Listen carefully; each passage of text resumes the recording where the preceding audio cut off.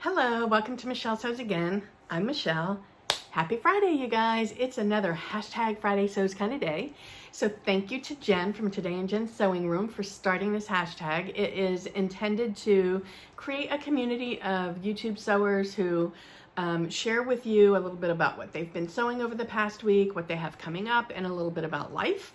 And if you haven't already, I encourage you to go and check the hashtag out on YouTube in the search bar and meet all kinds of lovely sewists, female, male, they're all there. Anyway, so if you've been following me, then you know that I'm in a temporary residence between my old crappy condo and my new lovely apartment. And I'm living in an Airbnb until next week. So I did intend to come here with, I have my sewing machine. There's just nowhere here to set it up. So I haven't been sewing. I won't be sewing until we get settled in the apartment. So instead of doing the typical Friday Sews format, I decided to do a Q&A. So I reached out on my community tab and I asked you guys, what things you would want to know. And you guys came out of the woodworks. I have 23 questions to answer. So I'm going to try and get through this pretty quick. All right, so let's just jump into it. The first question comes from Andra Makes. I'm sure that you are all familiar with her, but if you're not, please go and check her out. I'll put her channel in the description box. She's such a sweetheart and she makes really beautiful clothes, so go check her out. She says, how about a typical day for you starting from when you wake up until you go to bed? So I hate to disappoint you guys, but my life is really boring. So a typical day for me, I wake up 6:30. I drink coffee. I don't log into work until about 8:30. So I use that time to relax, kind of plan my day, not so much my day because work, I can't really plan. I do special projects. So my day at work is different every day, which I love. I get something new to work on every day and sometimes multiple things in a day, and I love it. But I have started, here, let me show you. I have started using a planner for my sewing stuff. And you can see I got it, it says Michelle Sews Again. And it's my, I don't know if you can see, it says social media planner. So this is for YouTube, Instagram, everything that I'm doing for sewing. And one of the first, and this is January.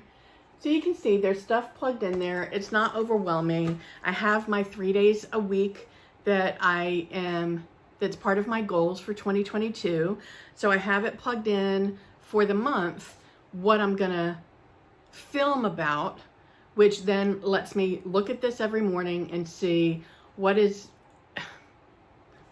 I need to be preparing for. So it helps me figure out what should I be working on from a sewing perspective, and just kind of pulling things together.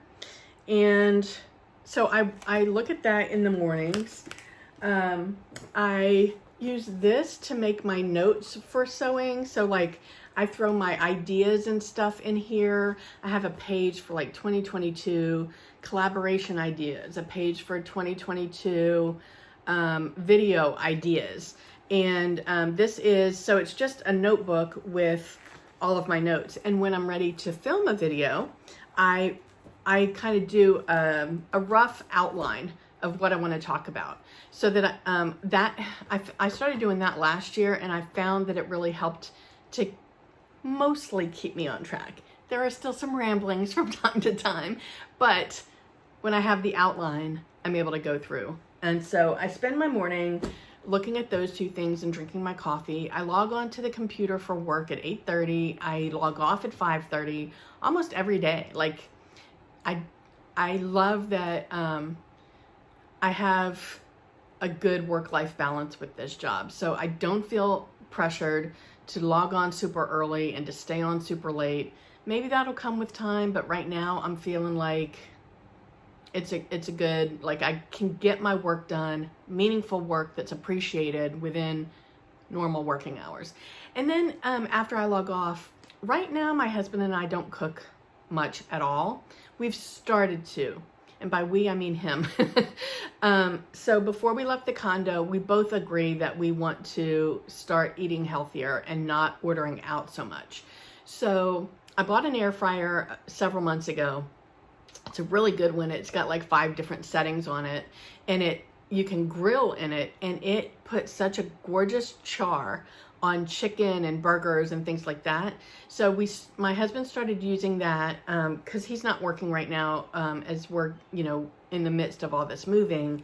So he started using it and playing with it and figuring out the settings and stuff, and started cooking like some chicken and steaming a vegetable or grilling some asparagus. So we're starting to cook. But now that we're in the Airbnb, we're not cooking. There's no kitchen here. So we've been ordering out every night, and then we sit and we enjoy each other's company in the evening. I feel very lucky that we've been married for 16 years. It'll be 16 in June, and we still enjoy each other's company. So I know that's not everybody's case, but I feel lucky that's our case. So we sit and we enjoy each other's company in the evening. We watch TV. Even if we're like both on our own like computers, we're sitting next to each other and, chit-chatting. So that's pretty much it. When I'm settled, part of my evening will include sewing, because I do get some sewing in during the week in the evenings, but then the weekends are like marathon sessions. I sew all day on the weekends. So yeah, that's kind of it. It's not all that super exciting. All right. Question number 2 comes from Teresa from Lost My Thread, another fun channel to watch. I will link her in the description box as well. I love Teresa. She is an American living in London, and I love especially her Vlogmas where she was taking us around London. I really appreciated that. Okay, so her question is asking, has sewing your own clothes changed your style or the way you think about clothes? If so, how? So I thought this was a really good question, because when I sat to think about it, and I've actually had this revelation over the past year.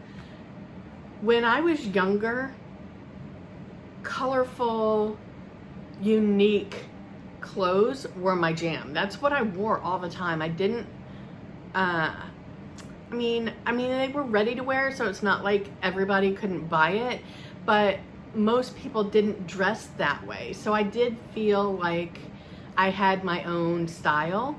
And then as I got older and started working, and my first buying job was with Dillard's department stores, and they were kind of old school, and we were required to wear really like formal workwear in the office. Then I moved up north and started working for a different company where it was more business casual. It was still not like business casual today, but I still had to dress professionally. My professional style is not my personal style, if that makes sense. It's a little bit more formal. It's not as much fun. I had as much fun with it as I could, but there's only so far you can go when you're trying to look professional. When my last job that I was at, I was there for 17 years, and although the last few years it was a toxic work environment, from a clothes perspective, I was getting closer to my own personal style because it was very business casual. In fact, we had a CEO come in probably 7 years ago that switched the business casual to where we could wear denim jeans every day. It wasn't just like Friday denim. And that got me closer. But I wasn't sewing yet. So I was still trying to I was still trying to be invisible. I wore a lot of black. I wore a lot of dark colors. I wore things that I thought I was supposed to wear to look slimmer, and it just wasn't my person. I wore things that I could find that fit me also, which as a short plus size person, it was so difficult because manufacturers think that if you're wide this way, then you're tall this way. So things that I could get to fit me this way either had super long crotches or the length was too long. I finally found Old Navy that made in their capri length. So here's the thing. I am petite in height, but not petite in rise. So like my torso is a normal length torso, a normal height person torso, but I have really short legs. So petite length dresses, petite length pants, those didn't really fit me because the waistline on the dresses were more of an empire waist. The inseam, the rise of the pants were like really low rise for me, even if they were average. So for a petite person, so I was buying things that didn't fit all that well, and because of that, I was trying to really minimize how much I stood out. So I wore a lot of dark, solid clothes. As soon as I started sewing again and I was able to make things closer to my size, now we all know I need to really improve my fit, which is definitely one of my goals for 2022. But now that I'm able to make things that actually fit my body, I am able to use the colors and the fabrics and the patterns that really make my heart sing. So it hasn't changed the way that I think about clothes, other than it's allowed me to bring my personality back in the way that I present myself, if that makes sense. So it's kind of helped me go back to the real me. So I thought that was a great question. Thanks, Teresa. All right, so Barbara, she's somebody who comments a lot on my videos. She's a super lovely woman. She says, I'd really like to know how a creative happened into the data world professionally. Or was it that the data girl happened into creativity? Or were you always interested in both? She's got a disclaimer in here that she's a psychologist and the combination of talent fascinates her. I thought this was a good question. And it made me smile because it made me think of my parents. So my father was an engineer. He was an engineer in the oil industry, and he was very mathematical, and he did woodworking as a hobby, and he was a perfectionist. So everything was, right angles, and everything was like perfect. If he didn't have it perfect, he scrapped it and started over. So I got the data piece of my mind from my father, and a little bit of creativity, because he was also creative with his woodworking. It was just a very mathematical creativity. My mother, on the other hand, was super creative. She was into every craft and art that you can think of. She was an artist. She had beautiful paintings. I have several of them around my house. In fact, in my usual setup at my old condo, you would see the sunflower painting behind me. My mother painted that.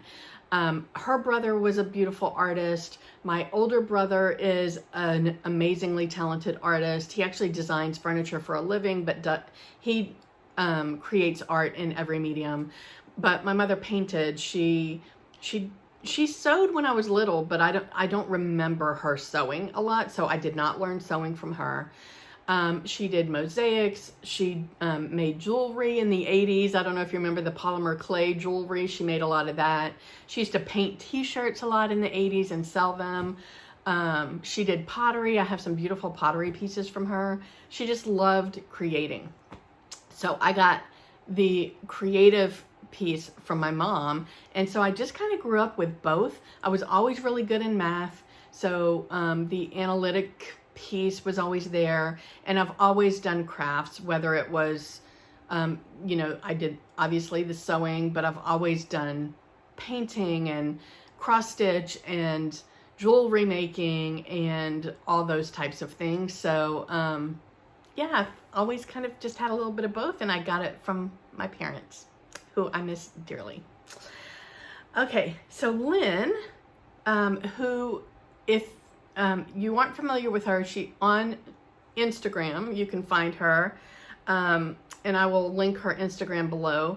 She partnered with me during the Sew Purple to End ALZ challenge, and she had these beautiful sewing labels made. I'll pop a picture of one here that you could email her for, and she would send you one of the labels to sew in your purple garment, which I thought was so completely generous of her. So Lynn's question is, it would be fun to be able to watch you do some sewing, maybe with a new to you pattern or a new release, a fabric you've never used before, or a hack you're figuring out. Take us along for the ride. I thought that was fun. I will think about how to incorporate that in the future. Yeah, I think that's a fun one. I will definitely add that to my list of video ideas. All right, so Robin from Robin's Love of Sewing, I will link her channel below. She does a lot of craft home decor type sewing, and she's got a fairly new YouTube channel, and she's a sweetheart. You should go and check her out. I'll link her in the description box. She wants to know, what is your favorite thing to do in sewing and least favorite? For example, her favorite is the actual sewing on the machine, and her least favorite is measuring and cutting out the patterns. My favorite thing would probably also be actually sewing the seams together and seeing like all the prep work come to like culmination. And my least favorite, so the majority of my patterns are indie patterns that I get printed at PDF Plotting, and my least favorite part is the rough cutting of those patterns. So I don't know, I think maybe a lot of people leave them rolled up and just trace off and leave them rolled up. I don't do that. I rough cut the pattern pieces, and then depending on whether or not I think I'm going to use it multiple times, I either cut the size out or I trace the size. I do, because my journey is to improve my fit, I am 100% going to be tracing going forward, because I don't want to cut something that I might need for a grade in the future. So all of my future pattern cutting will be tracing. But yeah, the rough cut is just like, you've got all these huge pieces of paper and trying to like cut out these individual pieces and not throw something away by accident, which I've done. I don't love the rough cutting of the PDF patterns. That's my least favorite. Okay, Dixie wants to know, what is your favorite type of fabric, favorite pattern so far? How much sewing do you normally do in a week? Do you keep a log or journal of your sewing projects? Lots of questions. Okay, so my favorite type of fabric is wovens. I love sewing with cottons like this Ankara. Like this cotton is like my ideal. It's flowy, but it's structured, so it's so easy to sew, and it drapes nice. My favorite fabric to wear is more of a rayon. My least favorite, if you've been watching me, is knit. I just don't like it. I'm gonna practice more with it so I can get better, but I don't love it. My favorite pattern so far, so this is my Bellbird hacked dress. I love the Bellbird top. I had to make adjustments to it, but the Bellbird top from the Sewing Revival is just an easy go-to top pattern for me, and now an easy go-to dress pattern for me. I really, really love it.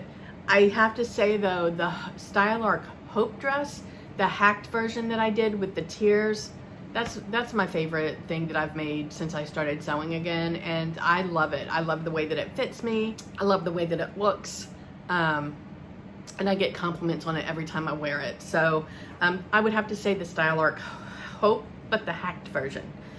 How much do I normally sew in a week? So outside of this temporary living situation, I would say that I sew probably 5 to 6 hours each on Saturday and Sunday every week. And probably during the week, I'd say probably 2 to 4 hours across the nights during the week. So in total, probably in the average of 15 hours a week is what I sew in a normal week. Some weeks are less, some weeks are more. but that's probably an average. And do I keep a log or journal of my sewing projects? I have not, but I did buy, I don't have it here to show you, but I did buy a really gorgeous leather journal. It was made in Italy. It's just stunning. It's got embossed like designs on it. And my goal is for that to be my makes journal. And I want to start with things that I made at the beginning of my journey last year. So I want to backtrack and fill it up. And then my plan going forward is to put all the details of what I made. A photograph, possibly some swatches of the fabric, a picture of the line drawing of the pattern, and any notes that for any adjustments that I made, and keep a log of how many times I've made it and what different fabrics I've made it in. So one pattern would only have one page, but it might have multiple entries, if that makes sense. And I wanted to put it in like a really special journal, and it's pretty thick. Like I got one that has a lot of pages in it. So, you know, hopefully it'll take me through a few years. But yes, I do plan on keeping a journal of my makes. I just haven't started yet, but that's definitely on my agenda for once we get settled in the new place. All right, so Christine asks, how do you manage to balance YouTube, work, and spending time with the husband? Honestly, I mean, I don't find it that difficult, and probably because I don't have kids. So like I said, work is pretty straightforward. It's Monday through Friday, 8:30 to 5:30. I don't have a lot of overtime that I'm required to do. My last condo was pretty easy to keep clean. I just cleaned as I went, so things didn't get piled up. So I didn't have like long cleaning marathon sessions there. When my husband's home, because he travels for work, when he's home, I spend time with him because he's gone for weeks at a time. So for me and the way that my lifestyle is right now, being able to balance the things that I enjoy isn't that difficult. I know, I'm lucky. And then she also said that a makeup or styling session would be fun. And so she said she would like to see me pair jewelry and accessories with my outfits. So I will continue to do that. I started doing the styling for Vlogmas, and that was a lot of fun. Like, it really brought out a lot of different ideas because I was kind of stretching the boundaries for what I would normally wear, because I'm just hanging around my house, so I wouldn't necessarily style things the way that I did in those videos just because I'm not leaving the house. But it definitely pushed my limits on how to style some things, and I had a lot of fun with it, so I'll continue to do that. So thank you, Christine, for that. Chris from Sew Notes, another great channel, I'll link her below. She says, can you show us your very first make versus your latest make? Isn't that a great question? So I'm looking at this based on my first make when I started sewing again last year, not my very first make from when I was sewing in college, because I don't remember which one was my first one then. But my first make when I started sewing last year, I was inspired by a mini dress on Anthropologie. It's the cutest little thing, but it's kind of like a tent style. And I think what drew me to it was made in a Rifle Paper Company print, which is it was really pretty. I found a Simplicity pattern that looked really close to that Anthropologie dress. I bought the Simplicity pattern. This is before I knew how to read the sizing piece, and it went up to a size 24 in the pattern. I was wearing a ready-to-wear 18, so I thought it would cover me. It actually did, but that was more because of the style than because Simplicity makes things that fit me. My problem was I made really bad fabric choices, so that thing was hideous. I don't still have it.